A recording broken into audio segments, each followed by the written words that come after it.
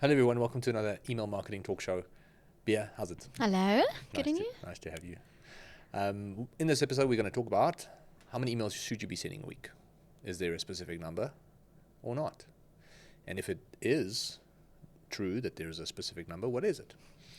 That is what we will be uncovering today. So sit back, get your pen and papers ready, and let's have some fun. So Bia, how many clients do we have now that are doing email marketing with us roughly on average? For eCommerce, it's about 55. Sure. Now, it's safe to say that you have a lot of data on what works and what doesn't. Now, with that said, I know a lot of people would ask, how many emails should I be sending a week?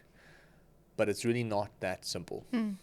We can say once, we can say twice, but there are a lot of nuances that go around it, and this is exactly why this channel exists, is to unpack all those nuances and get to the bottom of what is actually true, and then giving people the power to contextualize the information for their own businesses. Because there's no cookie cutter approach in digital marketing. There are frameworks, and we've seen that, and we have many of them, but there's still the element of contextualizing that to your business. And I think email frequency is one of those things. Understanding you want to do it as often as possible, obviously, but there's a lot of things that depend on how frequently you can send an email. For example, if you're not very creative, then you're going to be struggling to come up with ideas on what to say. So if you want to send an email, for example, twice a week, and you don't have the imagination of coming up with value-driven emails or exciting emails that create curiosity and gets people engaged, then you're most likely going to have a very monotone strategy, and people are just going to get bored of that. So if you go down that road, you're going to have people unsubscribe, and you're not going to see the sales. So you're going to think it's because you're sending 2 emails a week, which that's not really the problem. It's because you're not keeping people engaged. So I think we shouldn't really ask the question of email frequency as much. The answer is send as often as you can, whilst, disclaimer, contingency, keeping people as engaged as possible without annoying them. And that's the balance, is how many can you send a week that matches your creativity and, I'd say, skill goals and objectives, whilst keeping people engaged. Because yes, you want to make sales on the back of that, but people need to feel like they're excited to hear from you. They need to get curious. They need to go, oh yes, another email, which is very difficult to get right. There are definitely people I know that I've subscribed to that if they send an email, I read it, because they are people I look up to. They're people I learn from. And when they explore like a topic, I remember when ChatGPT came out, I read almost every single email of the people I followed about ChatGPT because I wanted to get their perspective on the matter. But that's just one example of how they kept me engaged. Now, with that said, let's just dive into this episode and unpack frequency and everything else that goes and that is part of, this email game. So if you look at frequency, the basic answer is minimum 1 email, newsletter or campaign per week. But like you mentioned, there's a lot of things that goes into if you want to send more. So if you have a bigger list, normally if you have more than 6,000 email subscribers, we normally say you can send 2 to 3 emails a week. Again, little disclaimer. If you want to send, let's say, 3 emails a week, it's also important to see what has worked in the past. Let's say this 1 week you sent 3 emails a week. Has it resonated well? Did people respond well to that? Did you get good open rates on each of them for that time period? Did people engage and click through, and you can see that they physically want to read more or not? So in terms of making sure that we send the right amount of emails, and it's not the more you send, the more sales you're going to get. It's not necessarily that.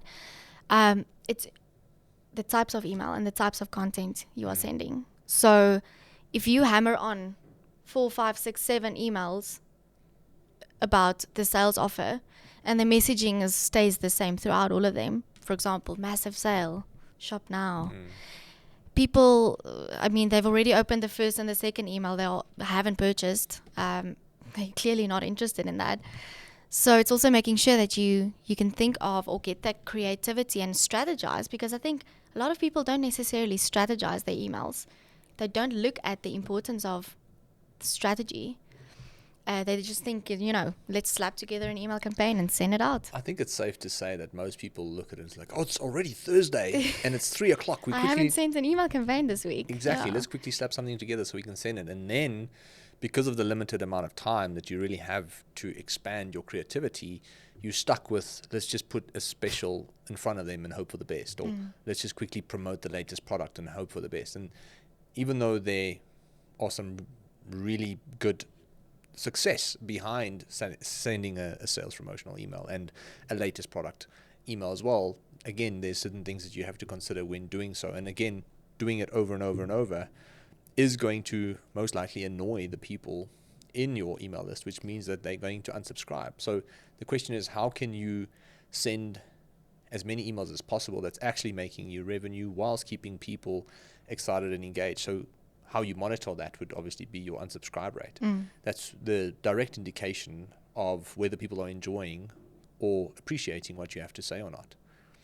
On the back of that, you can then test, like you're saying, test sending 2 emails a week. Are you annoying people? No. Great. Well, keep doing it. Well, are you making money? Probably not. So let's just send 1 a week while we ensure that we don't annoy people. But we can see that 1 email a week, if it's a really good email, can make just as much money as 2 weak emails or 2 mediocre emails, but then run the risk of annoying people. So there's like all these things that people have to juggle. And I think from my perspective, what are the balls that people have to juggle? Because one is frequency. One is creativity. One is how engaged are people.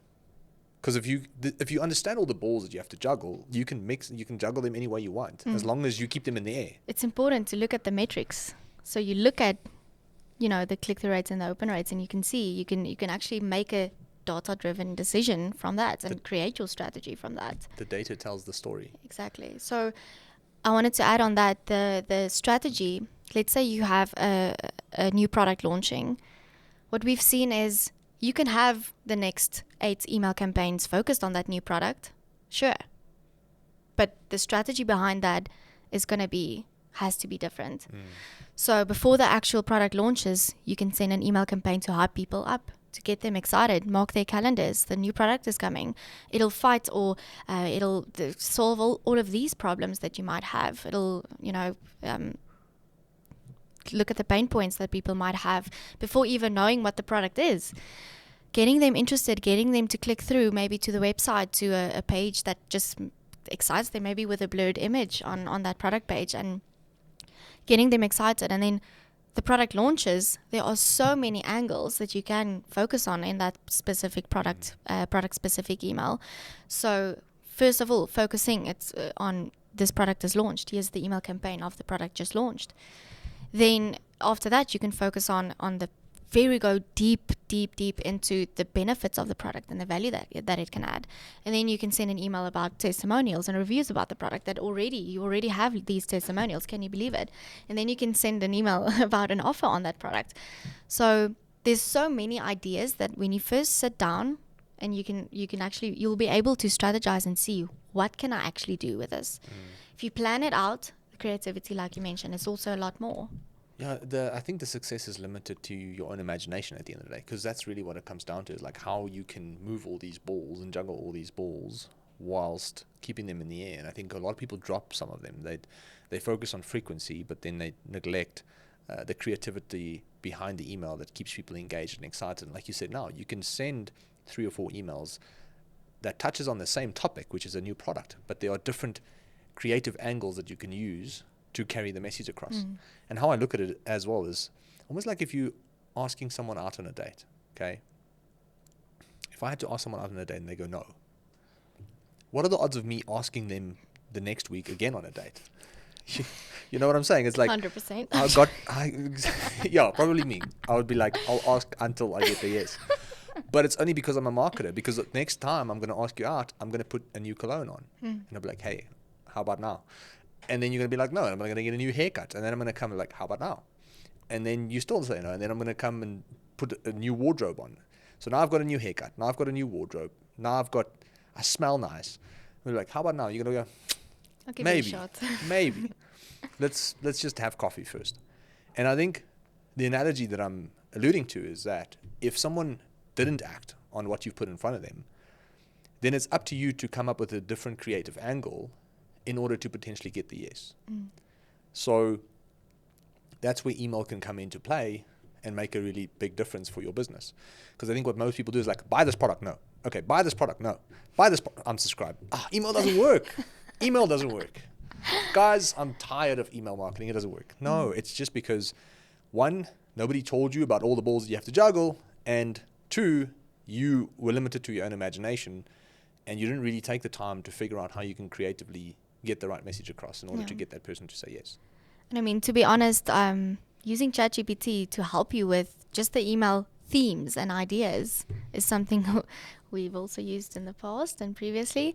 But just to name a few, or actually just something really interesting I wanted to mention was we tested between a product specific or a sales offer email campaign and an educational email campaign for this one brand.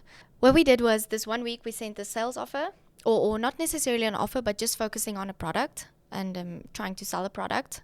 It's beautiful. People buy with their eyes. So this was obviously a very beautiful piece of jewelry.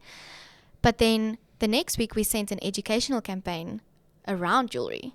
So it's not specifically focusing on the product that we want to sell, but it gives them added value. So what we've seen is the educational email, which was focused on how to clean your jewelry, generated more sales than the sales offer email or the product focused email. And what's important there is people might not think something like that would result in more sales than, focusing on an offer, because you might think, okay, cool, this is just an educational, you're just nurturing your subscriber base. But that increases the open rate because people want to really know, you're adding value to them. So they want to really know how to clean my jewelry because they might be facing they might be facing that. For all we know, there are people sitting there going, I don't want to buy this piece of jewelry because it's just going to get dirty and then I'm going to have to throw it away. Or it rusts or whatever. Exactly. Not that they think that exactly, but you get what I'm saying. But by you explaining that, you can actually keep it clean and sustain the value of the item that you've purchased, then they're more likely to actually buy it. And you also actually look like the expert in the field. 100%. You as the business owner or the brand looks like you are the expert in the field. You providing them with value. The people clearly think you clearly have an idea of what you're talking about. You know what you're talking about. You are the expert. And providing that additional value, tips and tricks and how-tos and those type of things, it helps a lot. Well, I mean, we part owners in a nutrition brand, and I think you've mentioned and highlighted how when we send recipes and all these things, that those emails actually do really well. So we're not really so much product focused in those emails, but people go, ooh, this is an amazing recipe, and whilst I'm enjoying the opportunity of making this, I might as well get the product that's included in this because it can do all these other things for me that is beneficial. Well, also the recipes work well because that main image of the end product of the pancakes that you can make with this product looks amazing. So people are like, oh, how can I make exactly this? I want this, I want to make this. So they buy the product that goes, that enables you to make that product, that dish. So in conclusion, like if someone had to ask, how many emails should I be sending a week? How do you answer that question as directly, concisely as possible? There's no direct answer here. So from my side, like we mentioned, minimum one a week, so 4 a month. And then, I mean, if you are creative and you can think of different product email campaign types of email campaigns, then utilize that and send it to segments so that not all the entire database gets that email, all of the emails that you send. So when you send it to different groups and segments, not all of them are going to get all of those emails. On the flip side of this coin, I think there's a lot of people saying, well, I'm only sending once a month because I don't want to spam everybody in my database. But what those people don't understand is that they're probably losing a lot of money by only sending one email a month. Number one. And number two is passive marketing is going to get you passive results. So it's about finding the balance, about being as aggressive as possible on email. So in terms of, that will be frequency in terms of this case. But then mixing that, because there's a different part of the equation that you have to understand that goes hand in hand, is that send as many as you can, but you have to make sure that you're as creative as you can be and that you're not annoying people on the other side and that you're actually providing some form of value. So minimum one a week. if you starting out and if you have a a database of, let's say, 10,000 people or less. But the moment you go over that number, I think there's also the probability of you segmenting people, which means you can send one email a week to these people, one email a week to those people, and one generic email a week. So now you've sent 3 technically, but people have only seen it twice, if that makes sense. In total, yeah. In total. And you're squeezing the most amount of revenue from this segment, whilst on the next day or 2 days later, you're squeezing the most amount of revenue from that segment. And that's one way to look at it. But I think the bottom line is, if you one of those people who don't want to annoy your list and you're only sending 1 email a week, there's a good chance that you're actually losing money or just leaving money on the table. You might just send that email on a day where this mom was busy picking her children up from school, and she was just getting busy when she got home, cooking, cleaning, doing everything, and then she just never checked that email. So I mean, someone might have just missed the email, even though you think this is an amazing offer. Why would people not open this? So a healthy answer and a balance that applies to most businesses, regardless of whether you're small or big, is 1 a week. That's what we say, right? So and I think that's Minimum what we're preaching, and that's what we do as part of our services as well. But at the end of the day, there are nuances. So if you're a small business with only a couple of hundred people, you most likely don't have to send one every single week. On the flip side of that, if you're a bigger business with, let's say, 10,000 people or more, you probably do stand a chance of sending more, because there's a high likelihood that not everybody's going to see what you have to say. So out of 10,000 people, 20% are going to open their emails. That's understanding that only 2,000 people are really paying attention. So there's 8,000 people that most likely didn't see the email, or that is not as engaged because you didn't really have the right wording to get them excited. So the question is, if you can send a second email that week, but from a creative element of trying a different angle because they didn't respond to the first one, then you're avoiding the chance of kind of like annoying them and making them feel like it's spam. There is some value in it for them. You're keeping your unsubscribe rate low, and therefore hopefully you're squeezing as much revenue as possible. So in conclusion, I think 1 a week if you are small to medium sized business, that's just a safe bet. But the nuances around it is you can send more, but then you have to be creative and you have to strategize a little bit better in order to squeeze more revenue out of it. And I think that's concludes our show then for today. I mean, is there anything else you want to add as a last piece of information? No, I think that was quite a mouthful. Thank you. From my side. I don't like to speak with a mouth full. But no, it was good. Thank you. All right, guys, thank you so much for tuning in. I hope there was some value in it for you. If there was, feel free to like and subscribe for more content like this. Bia, thank you for joining us. Thank you. I'll see you guys in the next episode. Cheers. Bye. Bye.